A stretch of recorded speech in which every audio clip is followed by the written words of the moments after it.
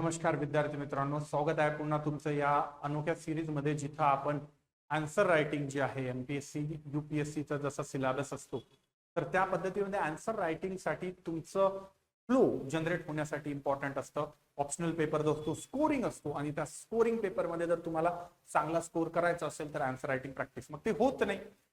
करण्यासाठी काय करावी लागेल? मेहनत करावी लागेल. रोजचं काही 10-15 मिनिटं जर आपण देऊ शकलो तर इथं माझ्यासोबत जर तुम्ही करू शकले तर तुमचे डायमेन्शन्स क्लिअर होतील. सोसायटीच्या अँगल आन्सर कसं लिहायचं, उत्तर कसं लिहायचं हे सुद्धा तुम्हाला इथं काय माहिती होऊ शकतो.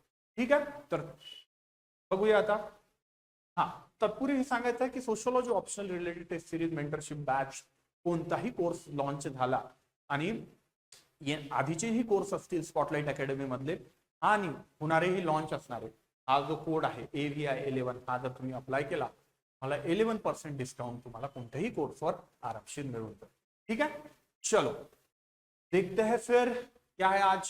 तो हरित क्रांतीमुळे ग्रामीण सामाजिक आर्थिक संरचनेमध्ये कोणकोणते बदल झाले आहे. ग्रामीण भागामध्ये ऑब्विसली हरियाणा पंजाब या रिजन मध्ये कुठेतरी रिजनल जर ऍस्पेक्ट न पाहिलं तर यूपीचा तो एरिया, तिथं तो बेल्ट तयार झाला आणि तिथं टेक्नॉलॉजिकल ऍडव्हान्समेंट असेल, हाय यील्डिंग व्हरायटीज ऑफ सीड्स असतील किंवा मग केमिकल फर्टिलायझर्स यांचा यूज असेल, पाण्याचं जे आहे ग्राउंड वॉटर एक्स्ट्रॅक्शन, आता या सर्व गोष्टी जर होत गेल्या तर कुठंतरी काहीतरी चेंजेस घडत गेलेत, सोसायटीवर त्याचा इम्पॅक्ट पडत गेला. बघा आता तुमच्याकडे जसं असते नोकरी लागल्यानंतर जर पैसा येत गेला तर तुमच्या way of life, standard of living मध्ये फरक पडणार, कुटुंब संस्थेवर त्याचा परिणाम पडणार, एज्युकेशनवर फरक पडणार, तुमच्या मटेरियल ऍस्पेक्टवर फरक पडणार. मग असे चेंजेस कुठे ना कुठे हरित क्रांतीमुळे दिसून येतोय का?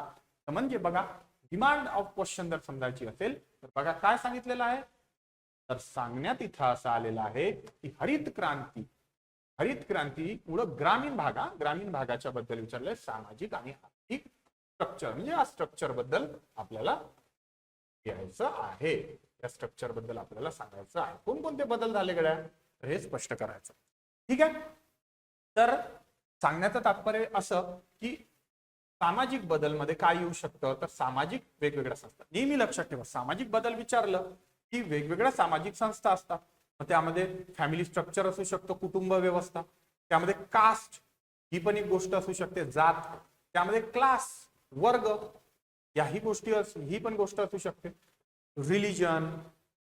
त्यानंतर स्ट्रक्चर मध्ये बघा तुमच्या अवतीभोवती एज्युकेशनची लेवल असेल आहे, सामाजिक दृष्ट्या या सर्व गोष्टी कुठे ना कुठे महत्वाची आहे. स्ट्रॅटिफिकेशन, स्तरीकरण पाहिलं किंवा मग पॉवर रिलेशनशिप जशी इस्टॅब्लिश होत असते, कोणाकडे पॉवर आहे कोणाकडे नाही आहे, रिजनल मध्ये काय इम्बॅलन्स आहे, हे झाले सामाजिक बदल.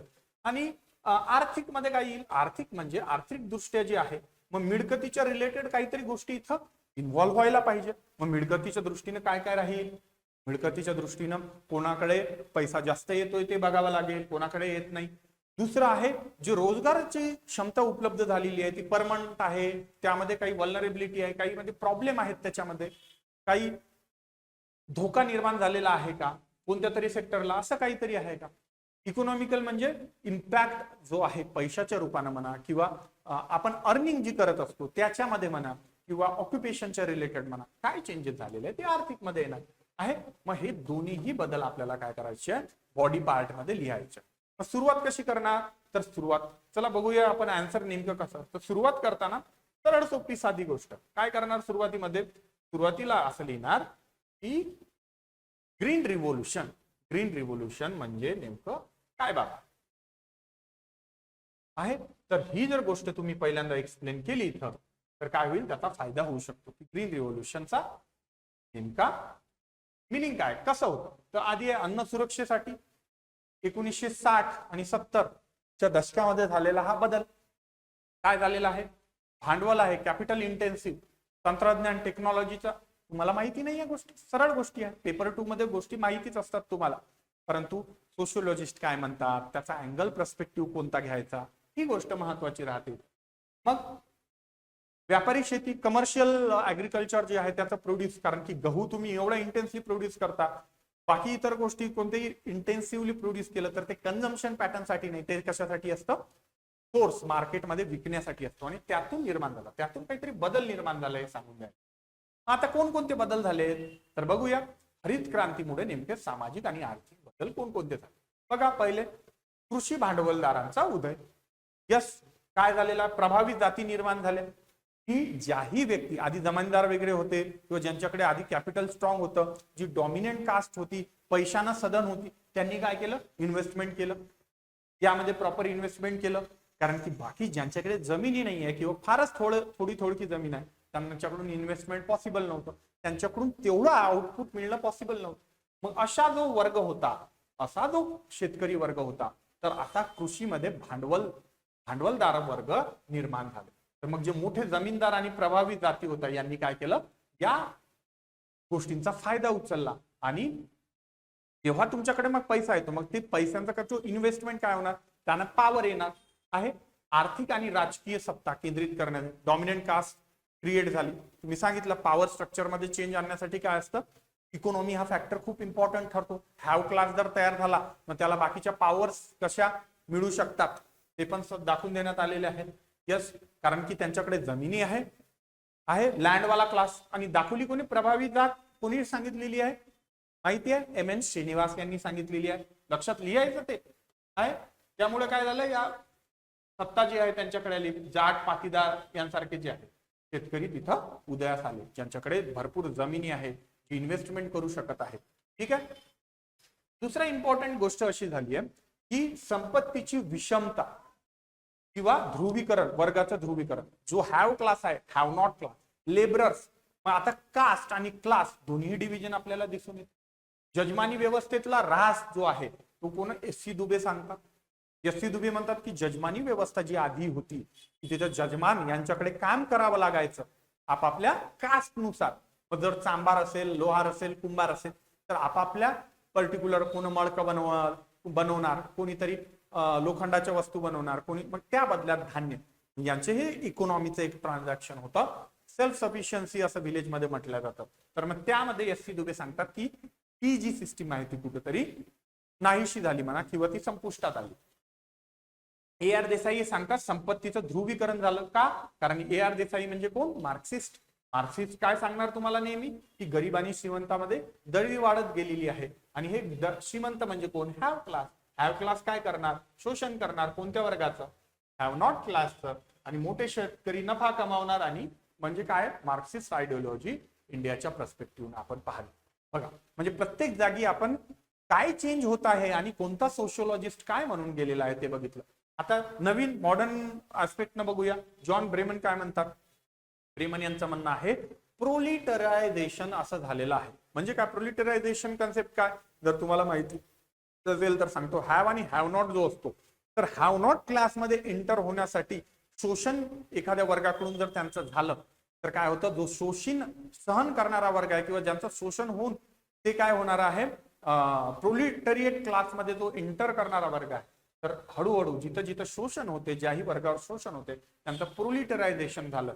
जॉन ब्रेमनचा आणखी फुटलूज लेबर म्हणून एक कन्सेप्ट आहे. हे की टर्म्स लिहू शकता मराठीमध्ये, तुम्ही डबल कोटेशन मध्ये टाकू शकता. फुटलूज लेबर काय सांगते ही, तर ही गोष्ट अशी सांगते की तोही लँडलेस लेबरर आहे त्यांचं काय झालेलं, भूमिहीन मजूर झाले.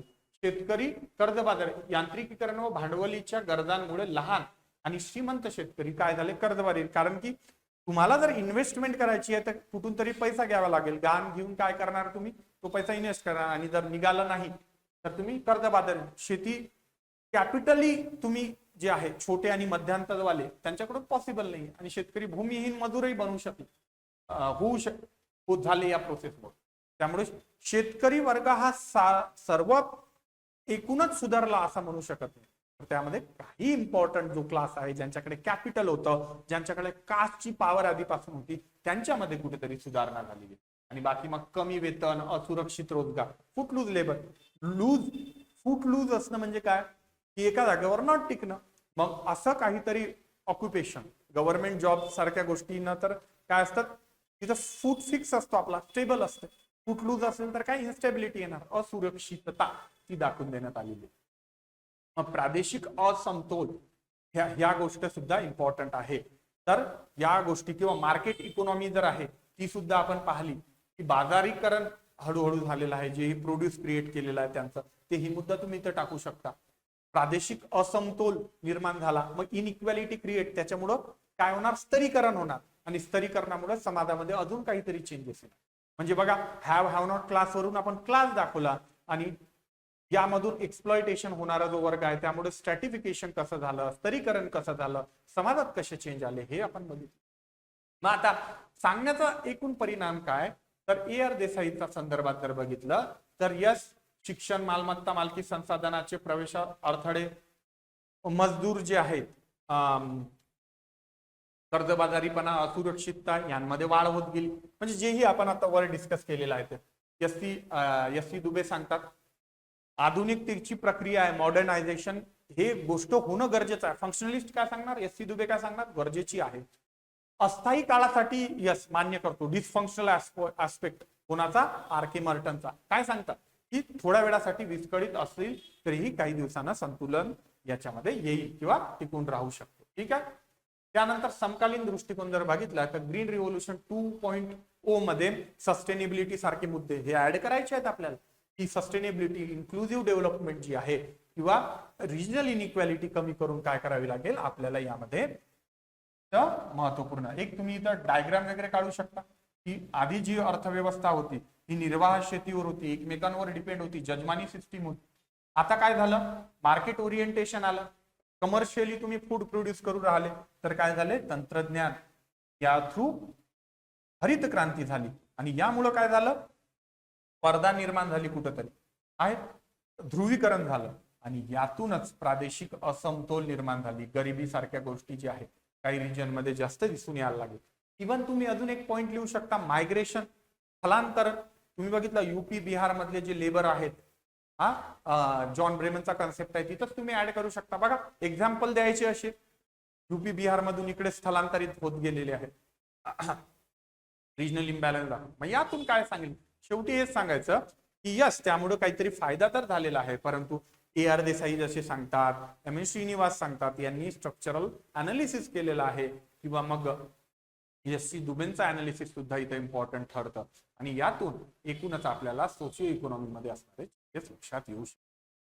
ठीक आहे. तर अशा पद्धतीने तुम्ही याचं एक संभाव्य उत्तर असं लिहू शकता. यामध्ये अजून मुद्दे, अजून काहीतरी गोष्टी तुम्ही यात 100% ऍड करू शकता. पण 10 मार्कासाठी 150 वर्डसाठी जर तुम्हाला लिहायचं आहे तर मला वाटतं की एवढा आन्सर असं प्रत्येक जागी झालेले परिणाम टाकायचे, कुठं वाटलं तर उत्तरामध्ये उदाहरण द्यायचं. त्याने काय होतं, डायव्हर्सिटी चेक करणाऱ्याला मन लागलं पाहिजे तसं चेक करणं, दॅट इज इम्पॉर्टंट. तुम्हाला माहित किती आहे त्यापेक्षा तुम्ही दाखवता कसे ते इम्पॉर्टंट. ठीक आहे. तो ठीक आहे, भेटूया पुढच्या व्हिडिओमध्ये.